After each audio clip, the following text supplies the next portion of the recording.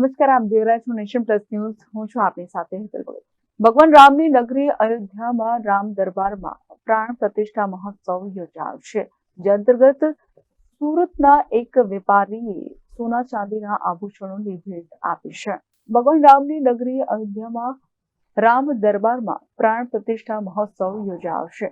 જે અંતર્ગત સુરતના વેપારીએ રામ મંદિરને સોના ચાંદીના આભૂષણોની ભેટ આપી છે. ભગવાન રામ સહિત ચારે ભાઈઓ માટે 1000 કેરેટ હીરા, 30 કિલો ચાંદી, 300 ગ્રામ સોનું, 300 કેરેટ રૂબીના ઘરેણા તૈયાર કરવામાં આવે છે. જેમાં ગળાનો હાર, કાનની બુટ્ટી, કપાળનો તિલક, 4 મોટા હાર, 3 નાના ધનુષ તૈયાર કરવામાં આવે છે. આ ઉપરાંત 11 મુગટ અને 3 ગદા પણ બનાવવામાં આવે છે. ચાર્ટર પ્લાન માધ્યમથી આભૂષણો રામ જન્મભૂમિ મંદિર ટ્રસ્ટ સુધી પહોંચ્યા છે. જેમાં VHPના રાષ્ટ્રીય ખજાનચી દિનેશ નાવડિયા અને સુરત ગ્રીન લેબના મુકેશ પટેલ દાગીના લઈ રામ મંદિર પહોંચ્યા છે.